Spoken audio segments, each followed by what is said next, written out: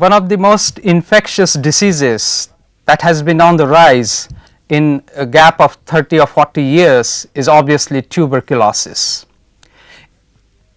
Every year about 8 to 9 million people are infected with this disease, and 1/3 of them, that is 3 million people, meet death with this disease. With HIV infections on the rise, the significance of looking at this disease, its causes, its remedies, and what has been done on this disease in the medical field is very important. And we are very happy that Professor Colin Ratledge from University of Hull is with us, who is a world expert on tuberculosis, has many books edited on tuberculosis, and we are happy that he is here available in the studio to talk to us. We also have with us Dr. Anita Kar from School of Health Sciences, who is a molecular biologist and studying tuberculosis. Professor Ratledge, could you give us a present scenario of tuberculosis? The problem with tuberculosis is that it's a very insidious disease and lies very quietly waiting to erupt into the person's body. And unfortunately, we've been lulled into a false sense of security by thinking that we've got it beaten. And over the past 30 years or so, the incidence of TB has been going down. But more recently, it's begun to rise again, and we're now finding that we've got a worldwide problem, not only in India, not only in Southeast Asia, but we've got it throughout the whole world, where TB is once more on the rise. And we have to remember, I think, that in this year of 2002, there will be more cases of TB than in any previous year. So for all our medical advances, this year of 2002 will have more deaths of TB than any time previously. So this is why we are now urgently facing a crisis, and why scientists throughout the world are responding to it. Can you tell us something about tuberculosis? What is it? What causes tuberculosis, and what are the presentations of the disease? Tuberculosis is a bacillus. Its full name is Mycobacterium tuberculosis, and it is a very tiny organism, so small, so tiny that you have to use a microscope to see it. What happens is that a person who's got the disease has it in their lungs, and they have a cough, and they cough and bring out the bacteria in their breath, and if they're in close proximity to other people, they will become infected. So just by one person suffering from TB moving around during the course of a year, they will infect anything between 15 and 20 other people, maybe even more. So that bacteria leaves their lung, because they're breathing out all the time, and then enters another person's lung because they're breathing in. And if they're unfortunate, it lodges there and then begins to grow. And it grows very slowly and very gradually. The person doesn't know that they're ill, but sooner or later they begin to develop a cough, and they realize they're ill, and that's the start of the disease. And it's the cough that indicates, a persistent cough that indicates that they might have TB, and they have to go to a physician and get a proper diagnosis. Does that mean that TB has these two forms, the active form and the dormant form? It does, unfortunately. What happens is that it's the active form that is multiplying, and that's the form that jumps out of one lung into another lung. But once it's in there, it can grow for a little while, and then it can become dormant. It can rest, and you think it's okay, but something then triggers it, and it'll start to grow again. So you have a different population. You can have organisms which are actively growing, organisms which are completely dormant, but they're still alive, and then ones which might grow for a little while, and then stop, and then grow again. And each of those categories responds differently to different drugs. And that's one of the major problems. What predisposes a person to developing tuberculosis? Are there certain factors? We don't know why it is that some people develop full tuberculosis. Most of us have had an infection of Mycobacterium tuberculosis. I have. I know that if I go and have a skin test to show if I've had the infection, I react positively, and most people react positively. But it's only about 1 in 4,000, which is a very small number, that develop the disease. And we don't know why it is that that very small number develop the disease and the other 3,999 don't. If we knew the answer to that, I think we would be a long way forward in understanding how it goes. Maybe it's just a chance event. Somebody's lung is in a different state to somebody else's lung. Certainly nutritional factors are important. Also, if you're a smoker and things like that, that can help the development because that weakens your lung, and anything like that can help the development of the disease. So one of the first things to suggest is perhaps people shouldn't smoke as much, and that will at least stop the incidence of TB getting higher. It'll also stop lung cancer developing as well, of course. Does it mean that you always get the tuberculosis only of the lungs, or do you get tuberculosis infection in other organs as well?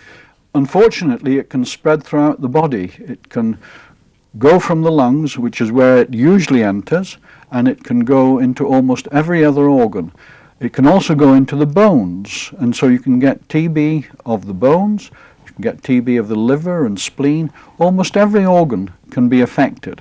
Usually it's the lung, but not always, and in those circumstances where it has spread throughout the whole body, you've got a very serious case indeed. Anita, you were asking about the nutritional aspect. Is it has some significance to Indian conditions? Yes. Perhaps, Professor Ratledge, you can tell us something about socio-economic determinants and, for example, the example of sanatoriums, etc., that we had. Why were those things in use in years before the advent of chemotherapy? Well, one of the things, of course, that we realize is how it's spread, and it's spread by personal contact.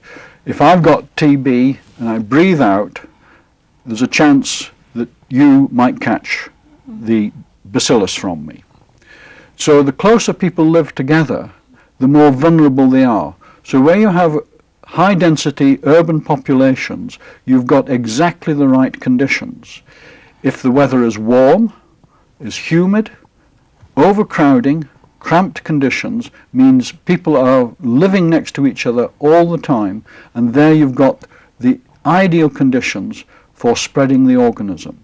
Now, the idea with the sanatorium was that when a person was diagnosed having TB, it was to take them away from the rest of the community so they wouldn't spread it.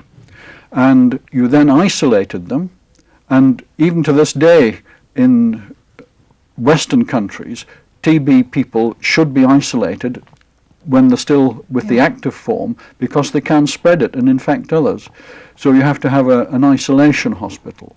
But the sanatoriums were built away from main centres of population, and that's where the patients went, and with fresh air, hopefully they would have some chance of recovery.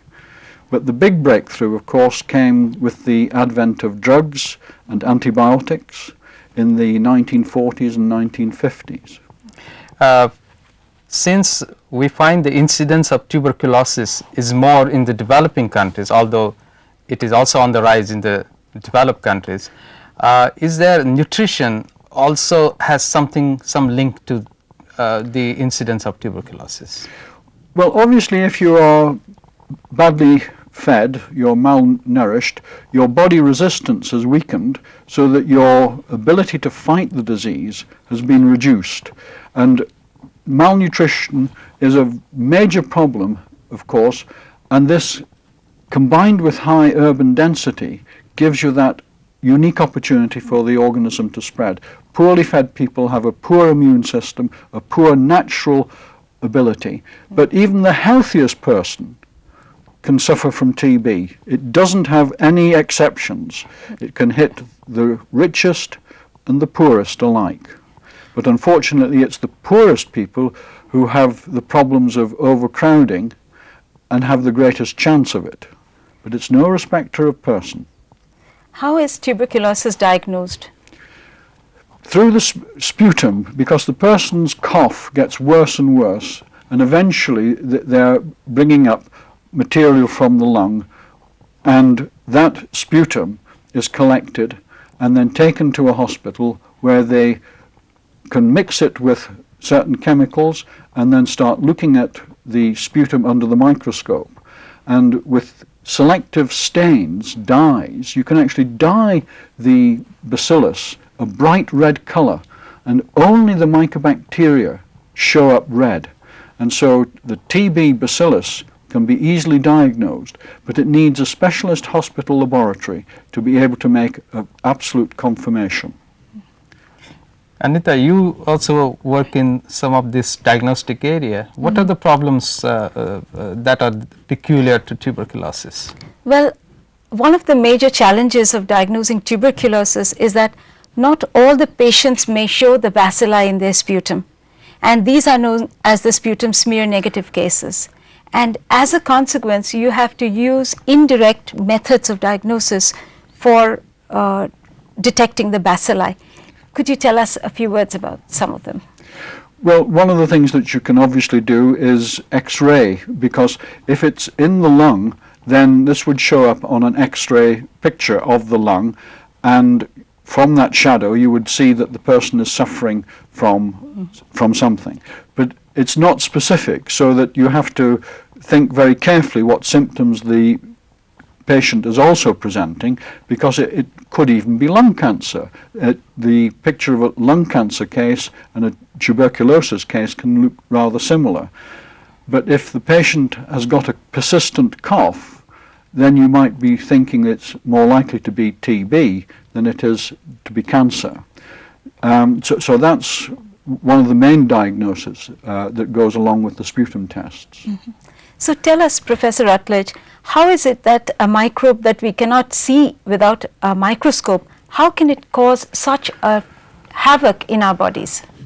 Well, unfortunately, there are a number of bacteria. There are not many, but a number of bacteria can cause disease. They can cause simple diseases like causing septicemia. They can get into the blood supply and cause problems there. They can cause meningitis in the brain if they infect the brain tissue. And we have diseases like diphtheria, whooping cough, and other ones where it's all caused by these very minute bacteria.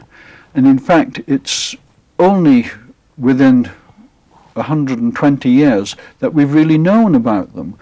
And people have become aware that it's these very tiny organisms which have the ability to come into our body, lodge in a lung or perhaps somewhere else, and they're very much at home there. And they think that this is the most wonderful environment for them to grow. They don't want to kill us. They just want to grow and be happy. And as they grow in our lungs, they get larger groups of them until they begin to cause problems with the functioning of the organ. But the little bacteria just thinks that this is a wonderful environment, and it grows and multiplies. It takes its nutrients from the host cells that surround it, and it feeds on them and grows. Sometimes, but not with Mycobacterium tuberculosis, it releases toxins into the animal, and that makes the animal sick and even can kill it. But Mycobacterium tuberculosis doesn't release any of these poisons, and consequently we don't feel ill until we feel that cough starting.